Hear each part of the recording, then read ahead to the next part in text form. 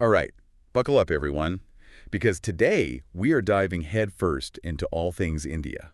Sounds exciting. It is January 22nd, 2025. A big day. We've got a stack of headlines here from pretty much all the major Indian newspapers. Oh, wow. And the goal is to get you up to speed, like, what are the big stories everyone's going to be talking about today? I like it. So by the end of this deep dive, Yeah. you are going to be totally prep Okay. for that next meeting or water cooler chat. You'll be in the know. Exactly. It's a fascinating mix today. Yeah. We got politics, we've got the markets, we've even got some cricket in here. Oh, It's a fantastic. real snapshot of India. I love it. Well, let's kick things off with something that's on everyone's mind.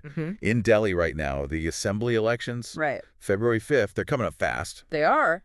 And we've got the three main parties, the AAP, the BJP, and of course the Congress, all in full campaign mode. Oh, yeah. The manifestos are out, They are out. and it's quite a show, right? It is, it's interesting to see how they're each trying to, appeal to the voters. Yeah. The AAP, they're all about making things more affordable, right? Right. Free electricity, that's a big one. That is. Then you've got the BJP they're tapping into, like that worry everyone has about prices going up. Yeah. Cost of living. Exactly. So cheaper cooking gas, that's their promise. Makes sense. And then you've got the Congress trying to get those younger voters. Right. Their promise is cash assistance for unemployed youth. Wow. Those are some pretty big promises. They are. What do you think's driving this? I think it reveals a lot about, what's going on in Delhi right now, Yes, right. economically, socially. Socially, yeah. Like people are worried about prices, about jobs, about just having the basics. Yeah, making ends meet. Exactly. Electricity, all of that. It's like they're trying to tap into the pulse of the people. Exactly. Yeah. Each promise, it's like a little window into what people are anxious about, but also what they hope for. I see. Well, very interesting. We'll see how it plays out, right? Absolutely. Okay, let's move from promises to, well, the markets. Okay. Remember all that talk about how Trump's policies were going to shake things up globally? Oh, yeah. Well, Indian stocks, they kind of had a surprising reaction to his inauguration. They did. A lot of analysts, they were predicting a downturn, Yeah, all that protectionist talk. Exactly. But instead, optimism. Really? Yeah, the markets are up. And even those gift nifty futures, The what? sorry, those are traded on the Gujarat International Finance Tech City Exchange. Oh, right, Gift City. Yeah, even those are up. So it's not just the traditional markets. No, it seems widespread. Huh. So why the positive response then? It could be that investors are looking at what Trump's actually doing, policies and stuff, and it's not as drastic as that campaign rhetoric. Okay, more moderate. Yeah, maybe, or maybe it's just the global economy looking pretty stable overall. Right. Too early to say for sure. Too early, yeah. But definitely worth keeping an eye on. For sure. And it's not just an India thing either, right? Right. If you look at other Asian markets, the Nikkei, the ASX, Are all up. yeah, all seeing gains. So maybe like a collective sigh of relief. Perhaps it does seem like there's this sense of confidence, globally, Interesting. at least for the moment. For now. Yeah, all right. Well, investors listening out there, take note because today is a big day in corporate India. It is. We've got giants like HDFC Bank Yeah. and Hindustan Unilever Big names. releasing their Q3 earnings reports. Mm-hmm. And, these reports, they can give us a real peek into, how different industries are doing. Absolutely. Yeah. And by extension, the economy as a whole. Exactly. So take HDFC Bank, for example. Okay. Huge player in the Indian banking sector. Right. If their earnings are strong, Yeah.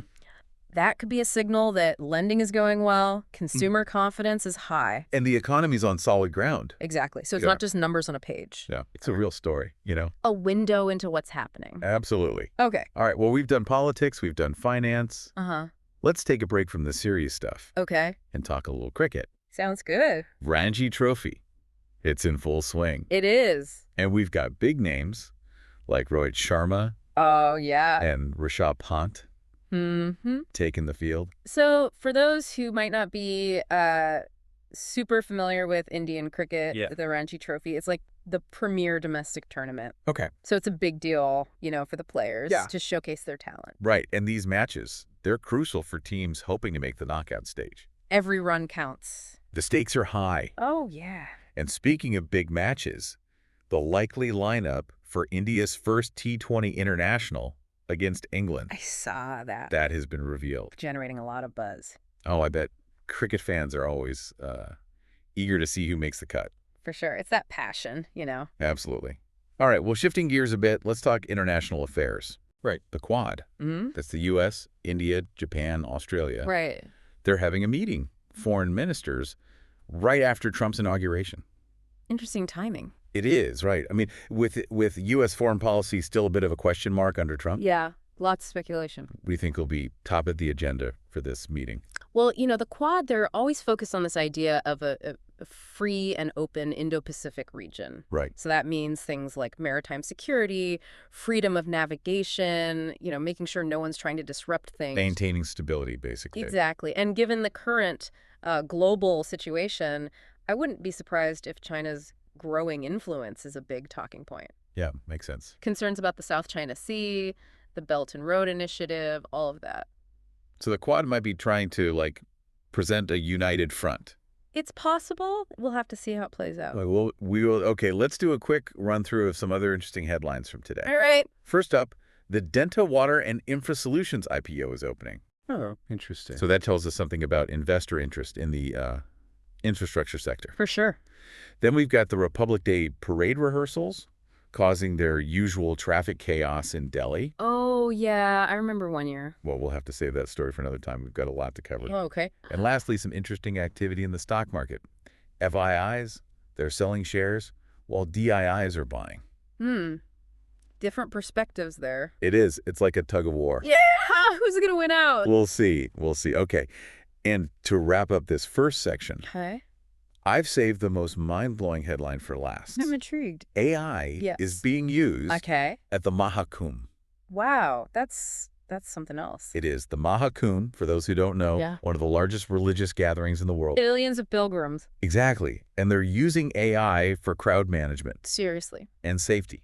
That's incredible. It is. It's like a glimpse into the future, right? It is. Technology. It's changing everything. It really is. And it's not just about cool gadgets. Yeah. It's about solving real problems. That's what matters. Exactly. Making a difference. So there you have it, just a taste of what's making news in India today, January 22nd, 2025. A lot going on. We've got elections, the stock market, cricket, even AI at a religious gathering. Amazing. India is truly a vibrant, dynamic place. It is. But hold on tight, because we're just getting started. Oh, yeah, The yeah. next part of this deep dive, Yeah. we're going to take a closer look at what these headlines tell us about the bigger picture, Sounds good. the trends shaping India today. Looking forward to it. Stay tuned. It's really something, you know?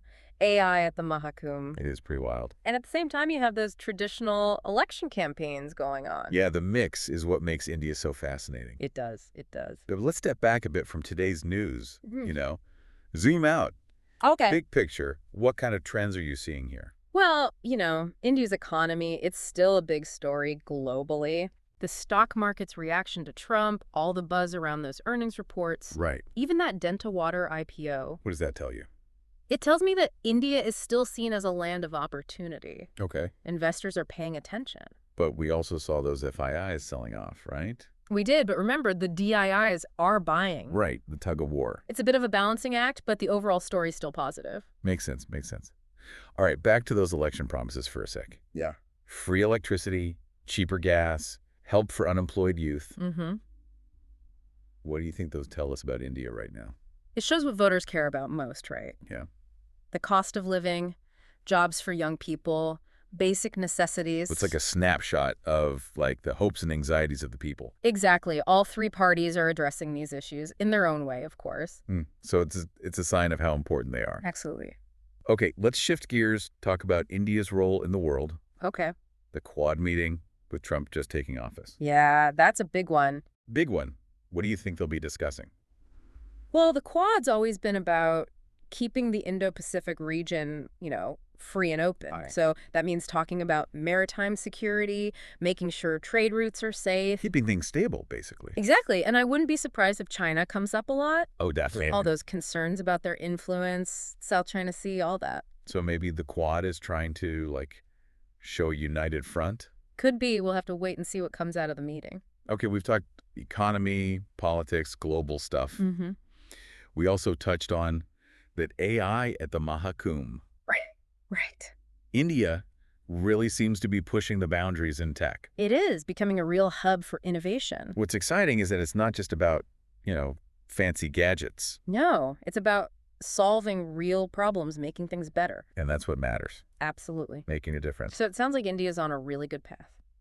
In many ways, yes, a lot of positive momentum. But there must be challenges too, right? Of course, every country has them. Right. Well, inequality is still a major issue in India. Right. Big gaps between rich and poor, access to opportunity. Yeah, I see. Climate change is another huge challenge, especially for a country with such a large population. And such diverse geography. Exactly. And then there were the political and social tensions that can, flare up sometimes. It's a complex picture. It is, but that's India, isn't it? Yeah. A land of contradictions, ancient traditions alongside modern ambitions. It's what makes it so captivating. It really is. It's a country that always keeps you guessing. And that makes it exciting to watch. It does, for sure. Well, we've talked about the big picture stuff. Uh-huh. But I'm curious about some of the individual stories. Yeah. Oh, yeah. The ones that maybe don't make the front page but still say something about India. I know what you mean. Amidst all the big news, it's those human interest stories that sometimes capture the essence of a place. Exactly. And I did come across a few that really struck me. Oh, I'd love to hear them. Okay, so remember all those traffic jams in Delhi because of the Republic Day parade rehearsals? Oh, yeah. Well, there was this heartwarming story. Was it the one with the chai? Yes. People offering free chai and biscuits to those stuck in traffic. I saw that. It was amazing. Right. You're frustrated, you're stuck, and then suddenly these strangers are offering you a warm drink and a snack. It's so simple, but it means a lot. It does. It shows that sense of community, that generosity. Even in the middle of chaos. Exactly. Kindness wins out. That's a great one. Any others? There was another one about a young entrepreneur in Mumbai Okay. tackling the plastic waste problem. You know how big that is in India? Huge. She created an app. Right? I think I read about that. It connects businesses with recycling centers. So smart. Simple idea, but it could make a real difference. Absolutely. That kind of ingenuity is inspiring. It is, and it shows how young people are stepping up to solve these big problems. Okay, one last story. What have you got? Let's head to Rajasthan, a small village. There's a group of women there, but doing amazing things. What are they doing? They're breaking down barriers, empowering themselves through education. Wow, in a village. Yeah, like in these traditional communities, girls often don't get the chance to pursue higher education. Right. But these women, they formed a self-help group, supporting each other to attend literacy classes, get vocational training. That's incredible. Defying the norms. They are, showing their daughters, their community, that education is the key. It's a beautiful story of resilience. It is, and it shows that change is possible, even in the most challenging circumstances. Those are some incredible stories. The chai, the app, the women in Rajasthan. They might not be headline news, but they reveal so much about the heart of India. They do. They show the resilience, the kindness, the hope. Amidst all the complexity, it's those individual stories that really resonate. And those stories are happening every day, all over India. Which leads to an interesting thought. What's that? We've talked about the news, the trends, even these personal stories. But what about India's culture? Oh, of course, we can't forget about that. It's such a vibrant part of the country. It is, full of color, music, art. Where should we start? What's caught your eye lately? Yeah, it's like you can have this ancient temple right next to a tech startup, It's true. It's what makes India so unique. And speaking of unique, we can't talk about India without diving into the arts and culture scene. Oh, absolutely. It's such a vibrant, colorful world. It is. It's full of life. Where should we even begin? Well, I think Bollywood's always a good starting point, It's famous worldwide. It is. But there's so much more to Indian cinema than just those big musical productions. Yeah, I've heard that regional cinema is like having a real moment. It is really exciting, Filmmakers from all over the country telling stories from their own cultures and their own languages. Oh, that's so cool. And we're seeing this wave of independent films, pushing boundaries, trying new things. So it's not just like entertainment. It's a way to learn about different parts of India. Exactly. And to engage with social issues, Right. It's like a reflection of society. Yeah, cinema in India, it's powerful. It can really spark conversations, make people think. It's more than just movies. It is. It's a form of expression, a way to understand the country. Okay, so from the silver screen, let's move to the stage. Right. India has this incredible tradition of theater. What's Yeah. happening there these days? Well, you have the classical forms like Kathakali and Bharatanatyam, those are still going strong. Oh, those are beautiful. They are. They've been passed down for generations. Wow, it's amazing that they've survived for so long. It is. It shows how powerful those traditions are, how much they mean to people. Yeah, yeah, but it's not all traditional, right? Right. We're also seeing a lot of contemporary theater. Oh, cool. What kind of stuff? Playwrights and directors are tackling modern issues, gender equality, social justice, politics, the environment, all of that. So it's a space for, like, debate for pushing boundaries Exactly. It's where you can challenge norms, ask tough questions. and make people think. Exactly. It's a platform for new voices, new ideas. Very cool, very cool. Okay, let's talk music. We can't leave that out. Oh, how could we? India's musical landscape is so rich and diverse. It really is. You have the classical ragas in the north, the folk songs in the south, and of course, Bollywood music. Bollywood, it's everywhere. It is. It's the soundtrack of India in a way. And it's not just about entertainment, right? No, music is woven into the fabric of life here. It's part of religious ceremonies, social gatherings, even used as therapy. Wow, it's like essential. It is. It has this power to bring people together, to heal, to uplift. It's a universal language. It is. And in a country like India, with so many different cultures and languages, music is often what connects people. Speaking of connecting, literature is also a big part of India's cultural identity. It is. India has this incredible literary heritage, ancient epics, modern novels, poetry, everything. There's a lot to explore. It is. And what's amazing is that authors are writing in so many different languages. Yeah, like Hindi, English, Bengali, Tamil, so many more. Right. So you have this incredible tapestry of voices and perspectives. It's like a window into the soul of the nation. It is. It's a way to understand India's history, its present, its hopes for the future. Well, that about wraps up our deep dive into India. It's been a fascinating journey. It really has. We've covered everything from breaking news and politics to heartwarming stories and the vibrant world of Indian arts and culture. We've seen the dynamism, the complexity, the beauty of India. And through it all, what really shines through is the spirit of the people. Absolutely. Their resilience, their creativity, their hope. It's a reminder that even amidst all the challenges, the human spirit, it always perseveres. It does. It's what makes life so incredible. But we've only scratched the surface today. That's true. There's always more to discover. So to our listeners, we encourage you to keep exploring. Yes. Go beyond the headlines. Seek out those different voices. Immerse yourselves in the richness of India. Let those colors, those sounds, those stories, let them inspire you. And remind you of the beauty of our world. Absolutely. Well, thank you for joining us on this deep dive into India. It's been a pleasure. Until next time, keep exploring, keep learning, and keep discovering.